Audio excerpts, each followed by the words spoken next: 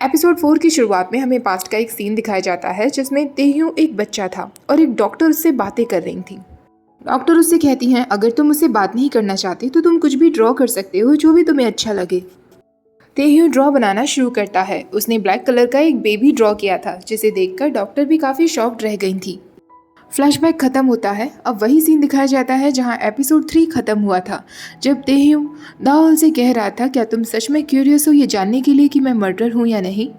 शायद मैं एक मर्डर ही हूँ। ये सुनने के बाद दाओल उसे बहुत अजीब नज़रों से देखता है और वहाँ से चला जाता है। दाओल का तेह्यूंग को इस नज़र से देखना तेह्यूंग को बहुत बुरा लग रहा था। आखिरकार हमें बताया जाता है कि 10 साल पहले हुआ क्या था। तेह्यू एक अनाथालय में था जहाँ उससे मिलने के लिए एक लेडी आई हुई थी। वो बेबी अडॉप्ट करना चाहती थी क्योंकि वो काफ़ी टाइम से प्रेग्नेंट नहीं हो पा रही थी।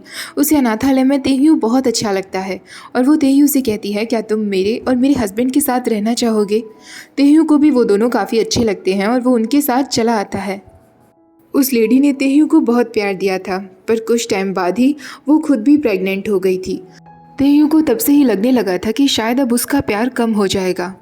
एक दिन तेह्यू की मदर और उसके फादर चेकअप के लिए गए हुए थे।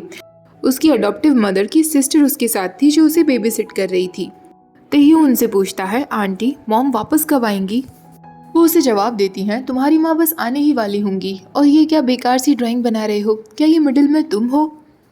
तेह्यू ने एक ड्राइंग बनाई थी जिसमें वो अपनी मदर का हाथ पकड़े खड़ा था, पर उसके फादर उससे दूर चले जा रहे थे। वो लेडी उससे कहती है, तुमने मेरी ड्राइंग क्यों नहीं बनाई है? तो तेह्यू कहता है, क्योंकि आप हमारे साथ नहीं रहती हैं। वो लेडी कहती है, ठीक है फिर उस बेबी को ड्रॉ करो जो जल्दी ही इस दुनिया में आने वाला है। तेह्यू बेबी को ड्रॉ करना शुरू कर देता है और अपनी आंटी से पूछता है, जब बेबी इस दुनिया में आ जाएगा तो क्या मुझे वापस अनाथालय भेज दिया जाएगा? तो वो लेडी कहती है, ऐसा ज़रूरी नहीं है। अगर तुम अच्छे से बिहेव करोगे और शांत रहकर अपनी मम्मी के वापस आने का इंतज़ार करोगे तो तुम्हें अनाथालय वापस नहीं भेजा जाएगा। तेह्यू कहता है, मुझे अपनी बेबी सिस्टर या बेबी ब्रदर नहीं चाहिए। मैं नहीं चाहता कि वो इस दुनिया में आए। ये सुनकर वो चिल्लाते हुए कहती है, तुम्हारी हिम्मत कैसे हुई ऐसा कहने की? ये लैंग्वेज तुमने कहाँ से सीखी? तेह्यू कहता है, मैं चाहता हूँ कि आने वाला बेबी मर जाए या गायब हो जाए। ये सुनने के बाद उसकी आंटी उसे थप्पड़ मार देती है। वो उससे कहती है, मैंने तुमसे कहा ना इस तरह बोलना बंद करो। क्या तुम्हें पता भी है मेरी सिस्टर कितनी मिन्नतों के बाद प्रेग्नेंट हुई है? ये सुनने के बाद तेह्यू वहाँ से भाग जाता है। जब उसकी माँ वापस आती है तो वो अपनी बहन से पूछती है, तेह्यू कहाँ है? उसकी सिस्टर कहती है, वो अपनी रूम में है, उसने खुद को लॉक कर लिया है। तेह्यू की माँ उसके रूम में उसे देखने जाती हैं, पर वो वहाँ नहीं था। वो अपनी बहन को चिल्लाते हुए कहती है, तुम कर क्या रही थी? तुमने ये तक नोटिस नहीं किया कि तेह्यू यहाँ नहीं है? तो उसकी सिस्टर कहती है, मैंने थोड़ी देर पहले ही तो उसे डांटा था, अचानक वो कहाँ चला गया? तेह्यू बाहर आ गया था। वो अकेले में बैठा हुआ था और रोते रोते कह रहा था, सारी गलती मेरी है, प्लीज़ मुझे छोड़कर मत जाना। तेह्यू की माँ उसे ढूंढते ढूंढते बाहर आ जाती है। आखिरकार तेह्यू भी अपनी माँ की आवाज़ सुनकर बाहर आ जाता है और उनकी तरफ दौड़ता है। तभी तेह्यू की माँ देखती है कि तेह्यू की तरफ एक कार चली आ रही थी। वो उसे बचाने के लिए आगे बढ़ती है, पर उन दोनों का एक्सीडेंट हो जाता है। तेह्यू को सिर पर चोट लगती है, पर उसकी माँ अपना बच्चा खो देती है। बच्चे को खोने की वजह से वो बहुत सदमे में आ गई थी। तेह्यू उसके पास बैठा हुआ था जो उसे एक ड्राइंग दिखाता है। उस ड्राइंग में तेह्यू ने अपने साथ साथ एक लिटिल बेबी को भी ड्रॉ किया था, जिसे देखने के बाद उसकी माँ और भी ज़्यादा रोने लगती है। वो ये दुख बर्दाश्त नहीं कर पाती और बालकनी से कूद जाती है। उस दिन के बाद से तेह्यू बिल्कुल अकेला रह गया था। बैकग्राउंड में तेह्यू की आवाज़ चल रही थी जो कह रहा था, उस दिन मुझे सर पर चोट आई थी पर मुझे बिल्कुल भी दर्द नहीं हो रहा था, मैं बिल्कुल ठीक था। पर जिस तरह उस दिन दाल ने मेरी तरफ देखा, मेरी आंखों के सामने से उसका वो चेहरा जा ही नहीं रहा है। अगले दिन वॉन्ग क्यूंग तेह्यू से कहता है, शायद मुझे लड़कियों को डेट करना शुरू कर देना चाहिए। मेरे लिए लड़कियों की लाइन लगी पड़ी है पर मुझे उनमें से कोई पसंद ही नहीं आती। तभी वो देखते हैं कि दावल वहाँ से गुजर रहा था, पर वो तेह्यू की तरफ देखता भी नहीं है। ये देखकर वॉन्ग क्यूंग कहता है, ये क्या चल रहा है? कुछ दिन पहले की ये बात है, तुम दोनों एक दूसरे से चुपके रहते थे और अब वो तुम्हारी तरफ देख भी नहीं रहा है। क्या वो तुमसे नाराज़ है या तुम उससे नाराज़ हो? तेह्यून उससे कहता है, मुझे नहीं पता। अब वो दिन आ गया था जब मिनजुंग और दाओल का मैच होने वाला था। दाओल अपने मैच में बिजी था, वहीं दूसरी तरफ तेह्यूंग अभी भी दाओल को नहीं भूल पा रहा था।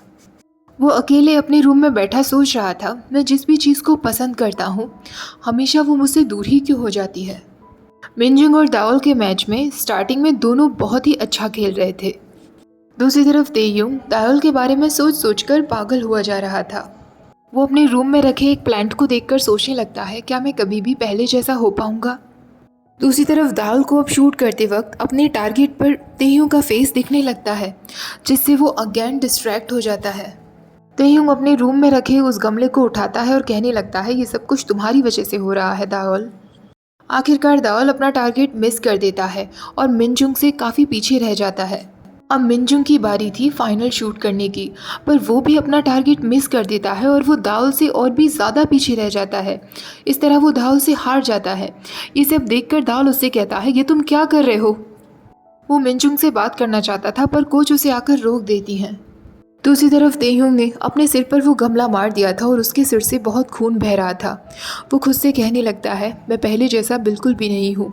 पहले मुझे हर्ट नहीं हुआ था, पर अब मुझे हर्ट हो रहा है। दाओल मिनजुंग के पास आकर कहता है, क्या तुमने जानबूझकर शॉट मिस किया क्योंकि कोच ने तुम्हें ऐसा करने के लिए कहा था? मैंने उस दिन तुम्हारी और कोच की बातें सुनी थी। तुमने ऐसा क्यों किया? तो मिनजुंग उससे कहता है, मैंने किसी के भी कहने से कुछ नहीं किया। मैं क्विट करना चाहता हूँ और मैंने जानबूझकर अपना शॉट मिस नहीं किया था। मैंने तो अपना बेस्ट दिया था। दाओल कहता है, फिर भी तुम आर्चरी को क्विट क्यों कर रहे हो? मिनजुंग कहता है, दाओल मेरा शोल्डर बुरी तरीके से घायल हो चुका है और उस दिन मैं कोच से इसी बारे में बात कर रहा था। फ्लैशबैक में दिखाया जाता है कोच उससे कह रही थी, मुझे ये पहले ही नोटिस करना चाहिए था। तो मिनजुंग उनसे कहता है, इसमें आपकी कोई गलती नहीं है कोच। कोच उससे कहती हैं, ऐसी हालत में तुम मैच नहीं कर पाओगे। तुम्हें पहले अपने शोल्डर को ट्रीट कराना चाहिए। मिनजुंग कहता है, मैं नेक्स्ट मैच अटेंड करूंगा, उसके बाद मैं आर्चरी क्विट कर दूंगा। ये सब सुनने के बाद दाओल कहता है, तुम अपने शोल्डर का ट्रीटमेंट लो, उसके बाद वापस आने के बाद तो तुम आर्चरी ज्वाइन कर ही सकते हो ना। क्विट करने की बात क्यों कर रहे हो? मिनजुंग उससे कहता है, दाओल आर्चरी क्विट करने से मेरी ज़िंदगी बर्बाद नहीं हो जाएगी। दाओल कहता है, क्या तुम श्योर हो कि तुम्हें अपने इस डिसीजन पर अफसोस नहीं होगा? मिनजुंग उससे पूछता है, दाओल आज तुमने जितने भी एरो शॉट किए, क्या किसी को भी लेकर तुम्हें अफसोस हो रहा है? मुझे तो बिल्कुल नहीं हो रहा, क्योंकि मैंने लास्ट एरो तक अपना बेस्ट दिया है। पर अब नहीं, अब मैं आर्चरी क्विट करना चाहता हूँ। कल के मैच के लिए बेस्ट ऑफ लक। अब मैं चलता हूँ, मुझे विश्वास है कि तुम ही जीतोगे। ऐसा कहकर मिनजुंग वहाँ से चला जाता है। मिनजुंग के जाने के बाद दाओल को तेहयू का मैसेज आता है, जिसमें लिखा हुआ था, सब कुछ तुम्हारी वजह से है। दाओल तुरंत तेहयू को कॉल करता है और उससे कहता है, कि क्या मजाक कर रहे हो? तेहयू उससे कहता है, मैं ऐसा नहीं था दाओल, मैं ठीक हुआ करता था, सब कुछ तुम्हारी वजह से है। मुझे चक्कर आ रहे हैं और खून भी बह रहा है। ये सुनकर दाओल बहुत घबरा जाता है और उससे कहता है, ये तुम क्या बोले जा रहे हो? पर तेहयू कॉल कट कर देता है। दाओल तुरंत उसके घर की तरफ भागता है। दाओल जैसे ही घर पहुंचता है, वो देखता है कि तेहयू के सर से बहुत खून बह रहा था। वो तुरंत उसके पास आता है और उससे कहता है, ये सब कैसे हुआ? क्या तुम ठीक हो? तेहयू उसे देखकर हंसने लगता है और उससे कहता है, दाओल तुम यहाँ क्या कर रहे हो? क्या तुम्हें मेरी परवाह हो रही है? क्या तुम भूल गए मैंने तुम्हारे साथ एक टॉय की तरह खेला था? तुम भूल गए कि मैं एक मर्डरर हूँ? दाओल उससे कहता है, बकवास बंद करो, और वो उसे लेकर सीधा हॉस्पिटल आ जाता है। कुछ टाइम बाद तेहयुंग हॉस्पिटल से बाहर आ जाता है। दाओल अभी भी वहीं खड़ा था और उसका इंतज़ार कर रहा था। तेहयुंग सीधे दाओल के पास आता है और उससे कहता है, तुम सच में ली दाओल ही हो? दाओल उससे कहता है, नहीं, मैं सैम दाओल हूँ। तेहयुंग हंसते हुए कहता है, अब तो पक्का विश्वास हो गया कि तुम ली दाओल ही हो। इतना बकवास जोक वही कर सकता है। दाओल उसकी चोट देखते हुए कहता है, ये चोट तुम्हें कैसे लगी? तो तेहयुंग कहता है, मैंने अपना सिर प्लांट पे दे मारा। दाओल कहता है, क्या सच में? तेहयुंग हंसते हुए कहता है, नहीं, एक छोटा सा एक्सीडेंट हो गया था, मैं बस फिसल के गिर गया था। दाओल कहता है, तो तुम मुझे क्यों ब्लेम कर रहे थे कि ये सब कुछ मेरी वजह से है?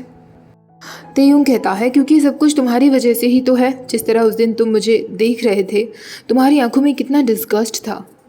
उस दिन एक पल में तो तुमने मुझसे कहा था कि तुम मुझे पसंद करते हो, और अगले ही पल से तुमने मुझे अवॉइड करना शुरू कर दिया था। दाओल कहता है, जब मैंने तुमसे कहा था मैं तुम्हें पसंद करता हूँ, तो मुझे ऐसा लग रहा था कि मुझे ऐसा कहने के लिए फोर्स किया गया है, और उस सिचुएशन की वजह से ये सब कुछ डिस्गस्टिंग कहना गलत होगा। अब वो उसे अपनी एक न्यू टी शर्ट देते हुए कहता है, अपनी खून से सनी हुई टी शर्ट को चेंज कर लो। उस टी शर्ट को देखने पर तेहयू कहता है, ये कैसी टी शर्ट है, इस पर कैट्स बनी हुई हैं। तो दाओल कहता है, ये नई की नई टी शर्ट है। ये मेरी टी शर्ट है। तेयूंग कहता है ये अब फैशन में नहीं है और इससे तो अजीब सी स्मेल भी आ रही है। दावल कहता है ये नई की नई है। तेयूंग फाइनली उस टी शर्ट को पहन ही लेता है। अब तेयूंग दावल को बताता है कि वो खुद को मर्डरर क्यों बुला रहा था, क्योंकि उसकी माँ की मौत जो हुई थी उसका जिम्मेदार वो खुद को ही मानता आया था। पास्ट में उसके साथ जो भी कुछ हुआ था वो सारी बातें दावल को बता देता है। दावल सब कुछ सुनने के बाद उससे कहता है क्या तुम मेरे साथ एक जगह जाना पसंद करोगे। दावल उसे एक जगह लेकर आता है जो बहुत ही शांत जगह थी। तेयूंग उससे कहता है तुम एक पेशेंट को ऐसी जगह क्यों लेकर आए हो, कहीं तुम मुझे किडनैप करने के बारे में तो नहीं सोच रहे हो।